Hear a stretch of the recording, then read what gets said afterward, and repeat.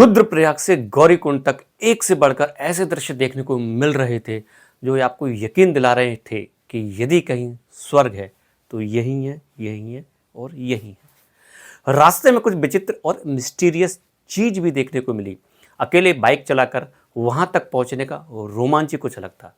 रास्ते में जितनी परेशानी उठानी पड़ी उसका दर्द एक झटके में हवा हो गया।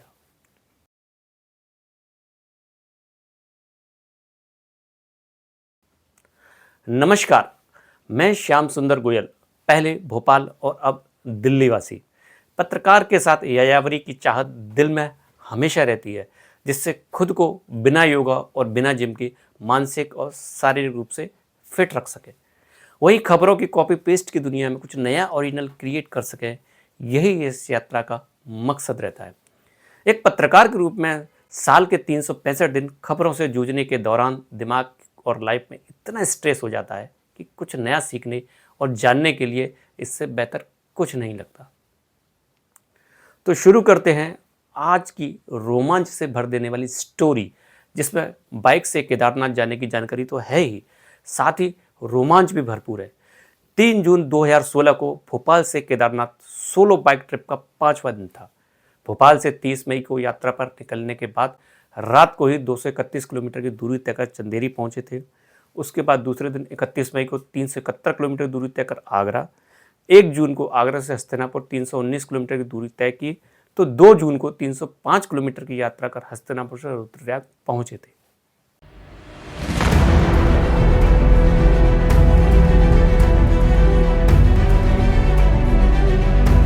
अब आगे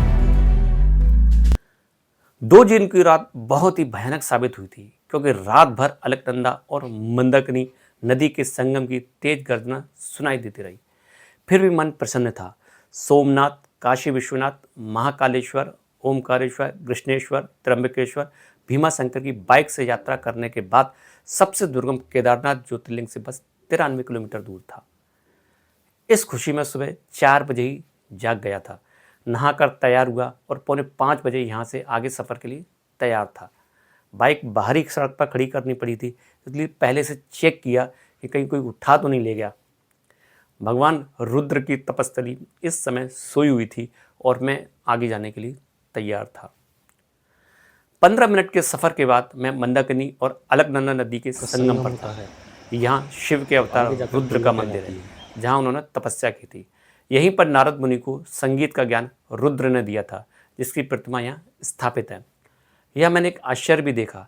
एक शिवलिंग के सामने 2 नंदी बने थे। इस बात का राज बताने वाला वहाँ कोई नहीं था। वहाँ संगम पर एक माता का मंदिर भी बना था, जो केदारनाथ त्रासदी के बाद डैमेज हो गया था। कौन कहाँ पर? अच्छा, ऊपर।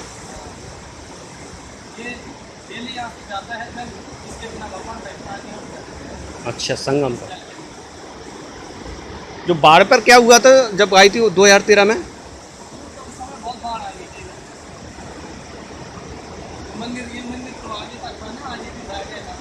अच्छा, मंदिर नीचे तक था क्या? हाँ।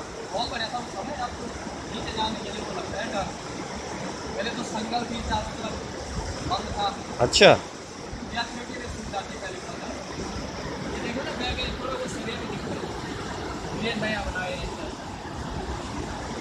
पहले इतना पानी नहीं होगा इसमें? इसमें दोनों में? हाँ।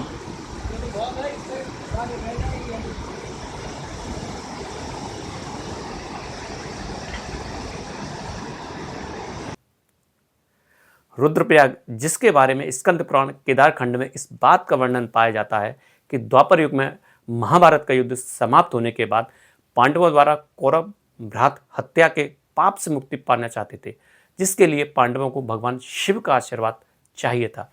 लेकिन शिव पांडवों से रुष्ट थे। इस कारण जब पांडव काशी पहुंचे तो उन्हें भगवान शिव काशी नहीं मिले। तब वे शिव को खोजते खोजते हिमालय तक पहुंचे, परंतु फिर भी भगवान शंकर ने पांडवों को दर्शन यहाँ नहीं दी और अंतर्ध्यान होकर केदारनाथ में जा बसे। परंतु पांडव भी पक्के मन से आए थे, तो वे उनका पीछा करते करते केदार तक जा पहुंचे थे और इसी स्थान से पांडव ने स्वर्गारोहणी के द्वारा स्वर्ग को प्रस्थान किया। वहीं एक अन्य प्रसंग में रुद्रप्रयाग में महर्षि नारद ने भगवान शिव की एक पांव पर खड़े होकर उपासना की थी, जिससे प्रसन्न होकर भगवान शिव ने महर्षि नारद को रुद्र रूप में यहाँ दर्शन दिए और महर्षि नारद को भगवान शिव ने संगीत की शिक्षा दी व पुरस्कार स्वरूप वीणा भेंट कर। माना जाता है इसी कारण से इस जगह को रुद्रप्रयाग कहा जाता है। 5:30 बजे यहाँ से आगे बढ़ लिए। का जो रास्ता बंद था वो खुल गया था, लेकिन आगे बढ़ा तो देखा कि सड़क का काफ़ी हिस्सा टूट गया था। सुबह 6 बजे फिर से मौसम खराब होने लगा। मुझे लगा कि यदि बारिश हो गई तो बाइक से तो मुश्किल हो जाएगी। कब कौन सी चट्टान सिर पर आकर गिरे और लाइफ खत्म। यह रास्ता भी सकरा था और डेंजर भी। यह कभी भी भूस्खलन हो जाता था, जिसके प्रमाण आगे मिले। ये है रास्ता।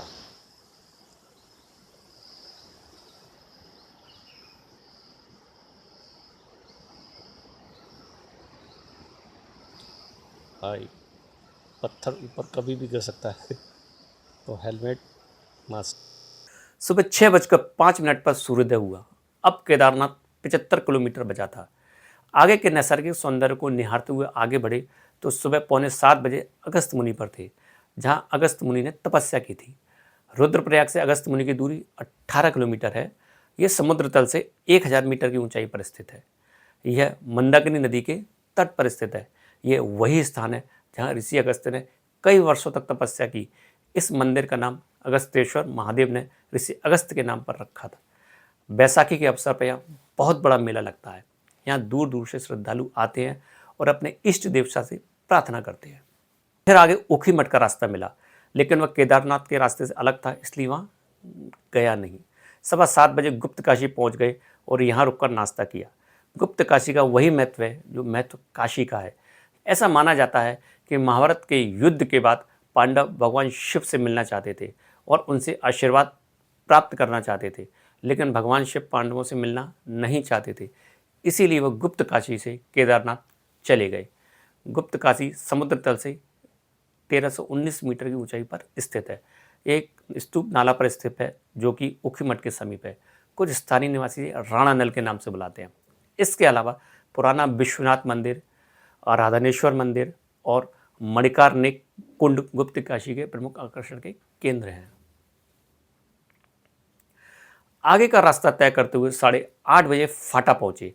यहाँ मैंने अपना मेडिकल फिटनेस का कार्ड बनवाया। केदारनाथ जाने के लिए एक आवश्यक दस्तावेज है। यहीं से हेलीकॉप्टर सेवा भी मिलती है जो 1.5 घंटे में केदारनाथ मंदिर के दर्शन कराती है। उस समय इसका किराया 7,000 रुपये था और बुकिंग पहले से करानी होती है। फाटा से आगे चला और 9 बजे सोनप्रयाग पहुंच गया। बड़ी बस ऋषिकेश से सोनप्रयाग तक ही आती है। सोनप्रयाग समुद्र तल से 1829 मीटर की ऊंचाई पर स्थित है। ये केदारनाथ के प्रमुख मार्ग पर स्थित है। सोनप्रयाग प्रमुख धार्मिक स्थलों में से एक है। ऐसा कहा जाता है कि सोनप्रयाग के इस पवित्र पानी को छू लेने से बैकुंठ धाम पहुंचने में मदद मिलती है। सोनप्रयाग से केदारनाथ की दूरी 19 किलोमीटर है। यह वही स्थान है जहां भगवान शिव और पार्वती का विवाह हुआ था। सोनप्रयाग से त्रिगुई नारायण की दूरी बस द्वारा 14 किलोमीटर है और इसके बाद 5 किलोमीटर पैदल यात्रा करनी होगी।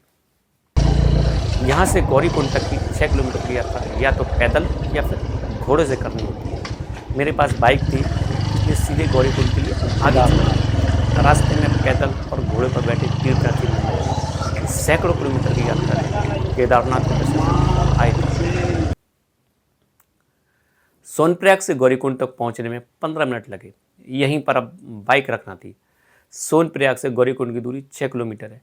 ये समुद्र तल से 1982 मीटर की ऊंचाई पर स्थित है। केदारनाथ मार्ग पर गौरीकुंड अंतिम बस स्टैंड है। केदारनाथ में प्रवेश करने के बाद लोग यहाँ पूल पर स्थित गर्म पानी से स्नान करते हैं। इसके बाद गौरी देवी मंदिर दर्शन के लिए जाते हैं। ये वही स्थान है जहाँ माता पार्वती ने भगवान शिव को पाने के लिए तपस्या की थी। इससे आगे की 16 किलोमीटर की चढ़ाई पैदल ही तय करनी थी, जिसमें 8 घंटे लगने थे। अभी तक 1300 किलोमीटर के बाइक सफ़र हो चुका था, जिसमें 300 किलोमीटर का रास्ता पहाड़ों के बीच है।